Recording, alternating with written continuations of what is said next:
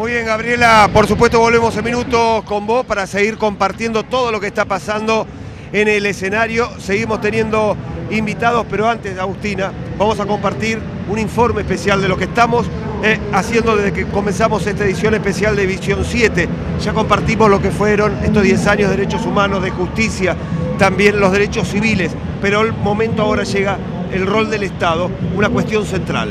Por supuesto, sin duda, Pablo, vamos a ocuparnos entonces de ver cuál fue el cambio que tuvo el Estado en un rol central que pasó a ocupar a partir de la llegada de Néstor Kirchner a la presidencia de nuestro país. Compartimos el informe y enseguida con un invitado especial vamos a debatir.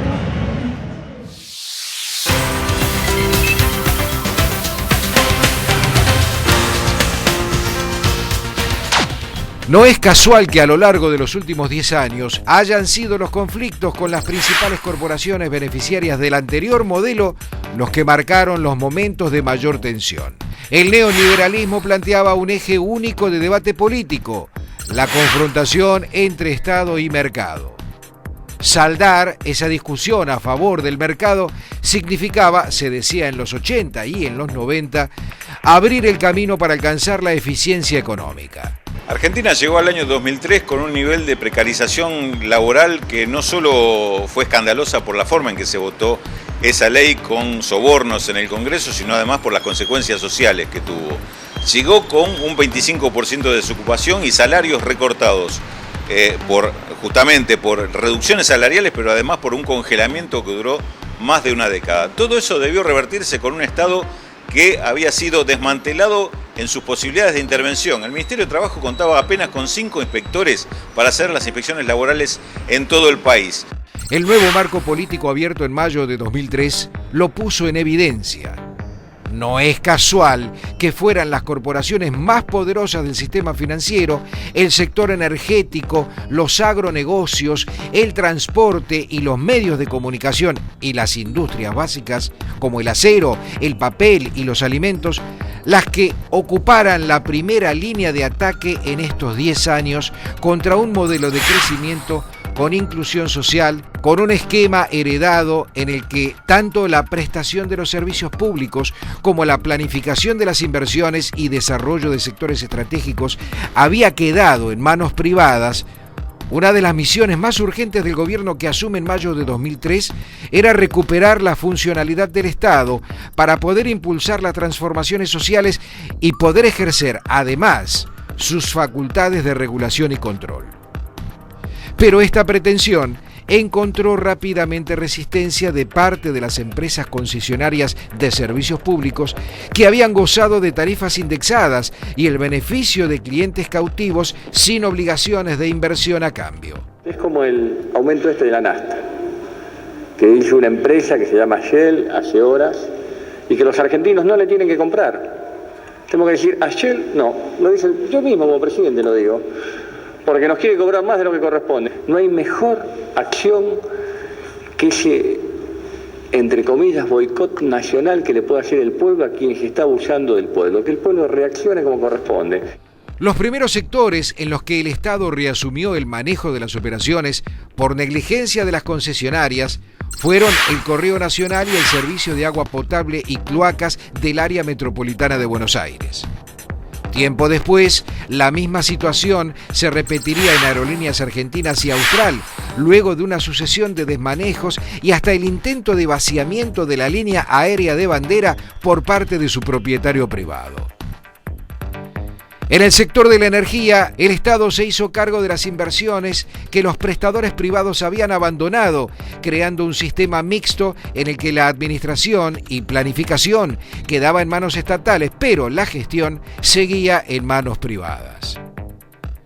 Con dificultades, el esquema fue avanzando en el suministro de gas y energía eléctrica, cuidando de no recargar sobre las tarifas el costo acumulado por décadas de inoperancia. En el área de hidrocarburos, en cambio, el esquema mixto no logró resolver la atención de las necesidades de una demanda creciente, lo cual derivó en la decisión de recuperar el control de YPF en abril de 2012. De proseguir esta política de vaciamiento, de no producción, de no exploración, para prácticamente nos tornaríamos con el nivel de crecimiento, actividad, industrias, trabajadores en un país inviable. A partir de ese momento se retoma el objetivo de conseguir el autoabastecimiento petrolero y se lanza un ambicioso plan de inversiones. Una economía que registraba un crecimiento del 83% en apenas una década demandaba mucha más energía. Tras la implosión de la convertibilidad en 2001 y la violenta devaluación durante el año 2002, la política económica que puso en acción el kirchnerismo desde 2003 buscó ordenar las variables en función de un crecimiento autónomo, recuperando la producción y la generación del empleo como sus objetivos centrales. El proceso de reindustrialización que se inicia tuvo como eje impulsor la competitividad de la producción nacional para sustituir importaciones y ganar mercados externos. La recuperación del empleo llegó a que los niveles actuales estén en una desocupación del 7%, menos de la tercera parte de la que existía una década atrás. Los salarios recuperaron nivel y hoy se sigue discutiendo. Las paritarias siguen siendo una realidad año tras año donde los trabajadores, los sindicatos pueden discutir, mejorar las condiciones laborales y no solo el empleo. Esta política en materia laboral se complementó con la recuperación del manejo del sistema previsional para el Estado. La cesión en 1995 de los aportes jubilatorios a administradoras privadas, las AFJP, controladas por bancos y aseguradoras, habían acompañado el más fabuloso saqueo de recursos a la clase trabajadora y encaminaba al sistema a una crisis terminal por el desvío de los recursos hacia apuestas financieras especulativas ruinosas. La vuelta al Estado de todo el sistema previsional no solo permitió su salvataje, sino que además habilitó la implementación de la movilidad de los saberes jubilatorios para defender su capacidad adquisitiva. El intento de crear mecanismos distributivos de una parte de la renta extraordinaria de la soja que se originaba en precios internacionales excepcionalmente altos fue resistido con el despliegue de una extendida estrategia de confrontación con el gobierno. Los monopolios exportadores cerealeros y los sectores terratenientes fueron los impulsores centrales, pero las corporaciones mediáticas y las organizaciones rurales ligadas a los grupos agroexportadores más concentrados fueron sus ejecutores. A pesar del bloqueo que los grupos concentrados lograron imponer al intento de distribución de la renta extraordinaria, el gobierno impulsó en los años siguientes y ejecutó las políticas de redistribución, inclusión y justicia social que se había propuesto. La asignación universal por hijo, con más de 3 millones de niños que se encuentran protegidos por ese derecho, es el resultado más concreto de 10 años de política de desarrollo económico con inclusión social como objetivo central.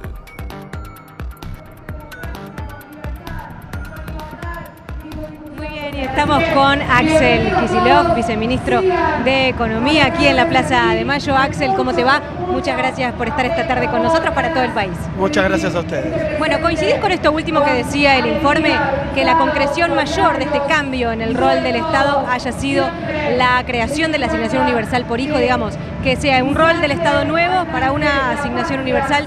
Axel no nos está escuchando en este momento. Pablo, transmitile la pregunta. Le preguntamos, Axel, si justamente esta última cuestión del informe que allí señalamos, la asignación universal por hijo, un rol del Estado clave a presente, pero también a futuro, ¿te parece que es una de las cuestiones centrales de este rol del Estado? Mira, la verdad es que el documento que vimos es muy expresivo porque durante toda la fase neoliberal y comparado con estos últimos 10 años, lo que se planteó es que el Estado se había retirado de la economía en la fase neoliberal, dejando su lugar al mercado, mientras ahora el Estado reaparece. Yo creo que esto es verdad, pero habría que matizarlo. Hay que tener en cuenta que las políticas neoliberales no implican una reducción del Estado, una desaparición del Estado.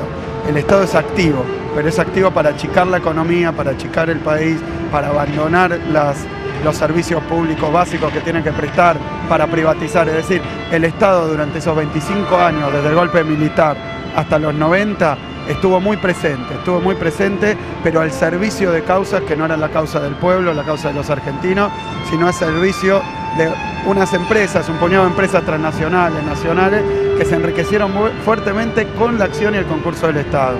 El segundo punto que quería marcar con respecto a la asignación universal por hijo es que me parece que eso sí expresa en buena medida qué es lo que significa un Estado a favor de los más pobres, de los que menos tienen. Un Estado que utiliza su presupuesto no para achicarlo y reducir la economía, sino para ayudar a aquellos que han quedado afuera de años y años de exclusión.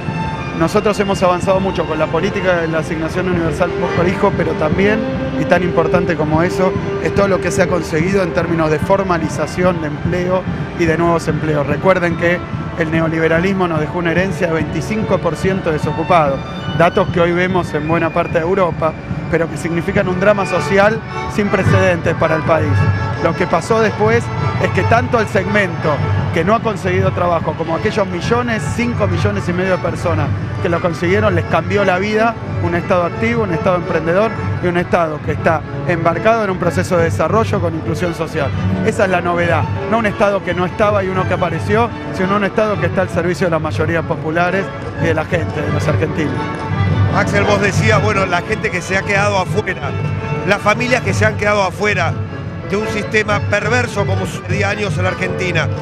El programa Procrear, que viene justamente a generar a esta gente que se ha quedado sin la posibilidad de un terreno, sin la posibilidad de una casa propia.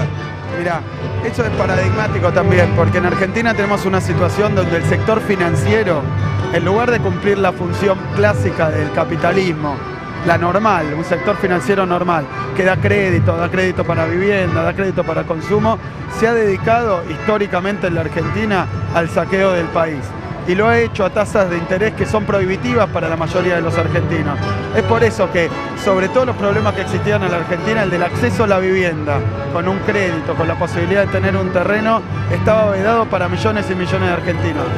Lo que hicimos nosotros acá con el programa Procrear que lanzó la Presidenta de la Nación hace un año aproximadamente, fue iniciar una nueva tendencia en lo que respecta a las viviendas para sectores medios, para sectores que tienen ingresos de entre 5.000 pesos a la familia hasta 15.000 pesos a la familia, 25.000 pesos, que es un sistema de crédito que les permite o bien adquirir su propio terreno y conseguir un crédito que le permite hacer la vivienda de 350.000 pesos, o bien en terrenos públicos totalmente desaprovechados, construir nuevas viviendas para segmentos que no podían acceder a ellas. Me voy a arriesgar a hacer una pregunta, no sé si ahora me escuchás, Axel. Bueno, buenísimo.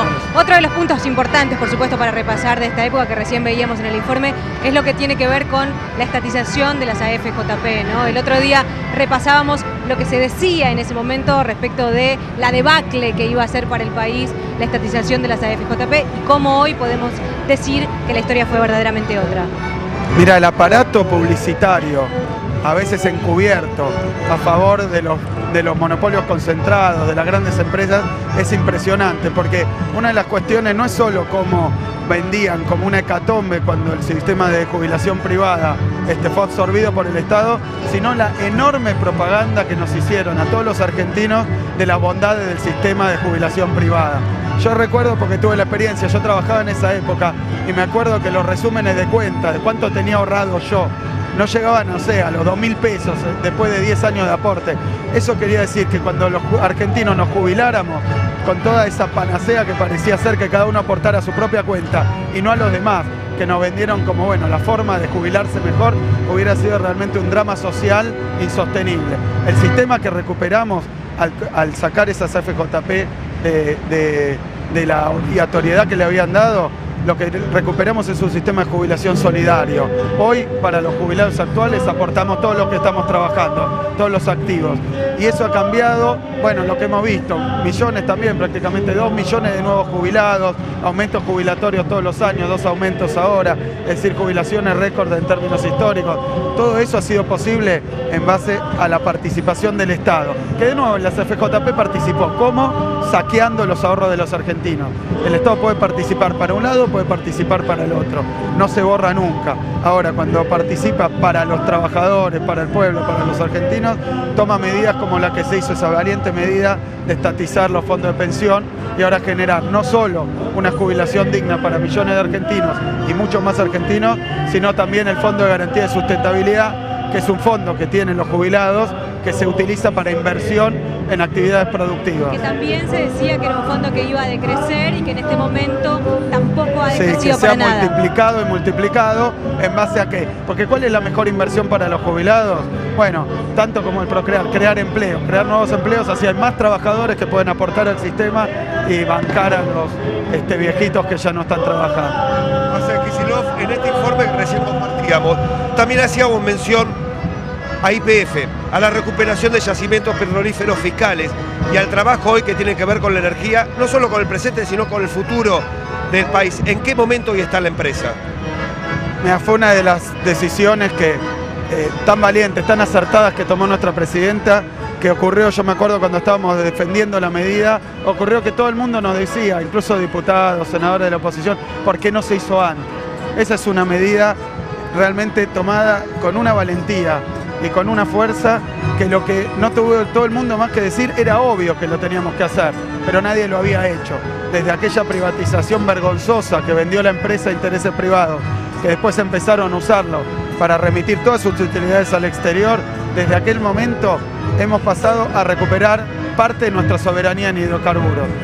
Saben ustedes que el problema energético que tiene la Argentina, que también hablan, pero el problema energético que tiene la Argentina es un problema vinculado al fuerte crecimiento que ha tenido el país. La verdad que el uso de energía, el uso de combustible, la venta de automóviles, ustedes saben, de una economía parada y en retroceso, una economía pujante que ha crecido prácticamente 8% anual acumulativo. Dicen tasas chinas porque solo China tiene estos niveles de crecimiento. Y yacimientos petrolíferos fiscales, YPF, la YPF nacional, lo que está haciendo ahora es volver a hacer lo que nunca debió de hacer, explorar, buscar nuevos yacimientos, extraer el petróleo y ponerlo en el país, en nuestros tanques de nafta, en nuestras usinas eléctricas, para darle energía al país. Axel, decía recién que el Estado siempre está presente, ¿no? Lo importante es ver para qué, para quiénes está presente. ¿Cuál te parece que es el desafío de aquí en más, después de 10 años que lleva el kirchnerismo en el gobierno de nuestro país? La presidenta de los argentinos habla de la profundización, de la sintonía fina, habla de una etapa donde nosotros estamos trabajando para que todo lo que se ha hecho se consolide y se quede y siga funcionando por siglos y siglos. Quiero decir que un Estado presente que piensa en los argentinos, que piensa en la Argentina, es algo que desde nuestro punto de vista no tiene vuelta atrás. Hemos recuperado un Estado del que estamos orgullosos, un país en el que queremos trabajar y quedarnos, que las naciones europeas hoy en crisis piensan en venir a trabajar acá, y entonces ahora lo que me parece que queda como desafío es seguir profundizando el modelo, seguir estableciendo esos fundamentos que tiene, esos pilares que tiene, que son el crecimiento y otra gran mentira que nos habían dicho, que primero había que crecer y después distribuir. Néstor Kirchner, Cristina Kirchner han mostrado que es absolutamente erróneo y lo que es verdad es lo contrario. Solo distribuyendo un país puede tener un crecimiento sostenido y estable, porque es el consumo interno, la demanda, los salarios, las jubilaciones, los que generan lugar para la reindustrialización de la Argentina. Muy bien, Axel Kicillof, gracias por haber venido hasta este estudio aquí en la Plaza de Mayo en este día tan especial para los argentinos. Sabemos que tenés que volver a Casa de Gobierno. Gracias por visitarnos. No, muchísimas gracias a ustedes. Gracias. Axel Kicillof, entonces, en esta edición especial de Visión 7.